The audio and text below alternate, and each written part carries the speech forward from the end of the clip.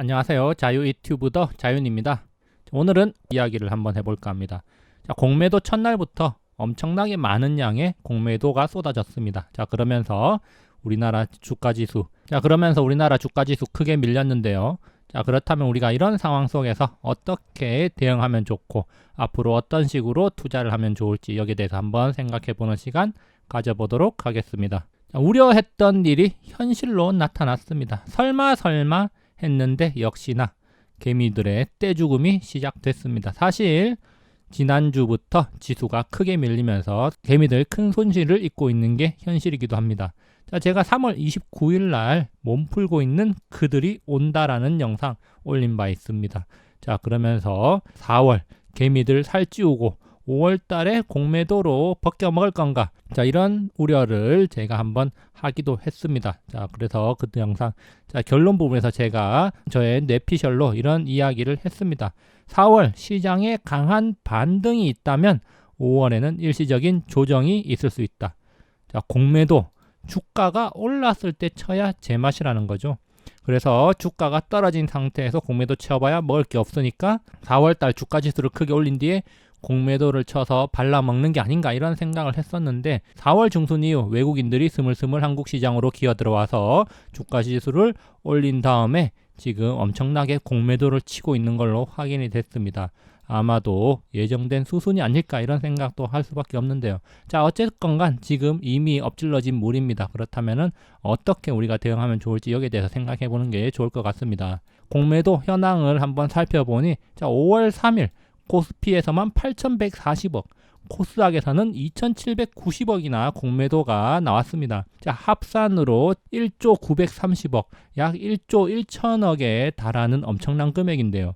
자, 최근 2년 동안 공매도 하루 동안 이렇게 쏟아진 적을 손에 꼽으려면은 10번도 되지 않습니다. 거의 넘버 5 안에 드는 엄청난 금액이 5월 3일 쏟아졌습니다. 그것도 공매도 재개 첫날이란 말이죠. 엄청나게 쏟아내면서 주가지수 끌어내렸고 개별 종목에서는 엄청난 하락폭을 보여준 종목들이 많았습니다. 그래서 코스피 기관이 625억, 개인이 130억, 그리고 외국인이 7,380억이나 쳤고요. 자, 그리고 코스닥에서는 기관이 565억, 개인이 50억, 외국인이 2,179억 원의 공매도를 쳤습니다. 사실상 외국인들의 동무대였고 기관은 좀 몸살이는 거 아닌가 이런 생각을 또 하게 만들었습니다. 개인의 경우에는 2020년 3월에 비해서 좀 늘어난 수치긴 하지만 큰 폭으로 늘어났다기보다는 코스피의 경우 약 2배 정도 늘어난 수치고 코스닥의 경우에는 큰 변동이 없었습니다.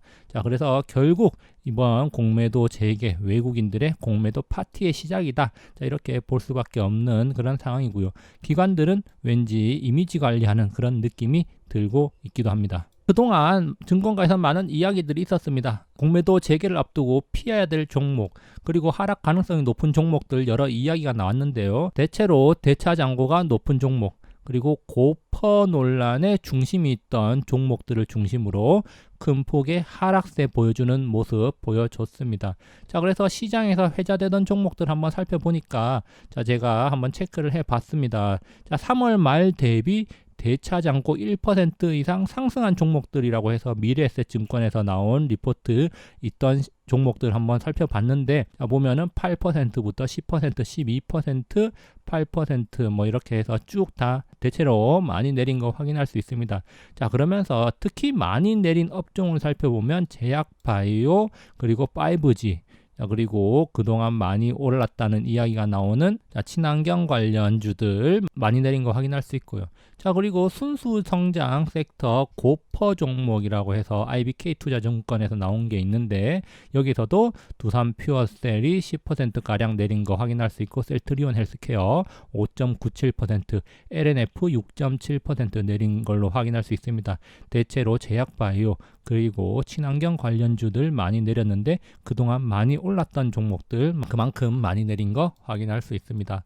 자, 그리고 조금만 더 살펴보면 공매도 잔고 비중 높은 종목들 삼성증권 나온 거 확인해 보면 KMW를 비롯해서 셀트리온 제약, 롯데지주, 그리고 롯데관광개발, 남산 알미늄 같은 종목들 많이 내린 거 확인할 수 있고요. 자, 그리고 대차장고 상위 종목 유안타증권에서 나온 종목들 살펴보면 KMW, 시젠, 그리고 HMM과 같은 종목들 많이 내린 거 확인할 수 있습니다. 자, 이런 종목들의 특징, 최근에 주가가 많이 올랐다는 특징을 나타내고 있습니다. 자, 그렇지만 또 이렇게 주의해야 될 종목에 포함됐음에도 불구하고 오르는 종목들 지금 있는 걸로 확인됩니다. 자, 이 페이지에서만 본다면은 호텔신라, 그리고 만도, KT, 현대위아, 아프리카TV 이런 종목들이 지금 간간히 빨간불로 보이고 있고, 여기 파라다이스는 보합으로 끝났습니다. 자, 이런 종목들의 특징을 살펴보니까 호텔신라와 파라다이스는 카지노와 면세점인데, 자, 하반기 실적 증가 예상된다는 기대감이 있고, 자, 그리고 만도, 현대위아는 자동차 부품입니다.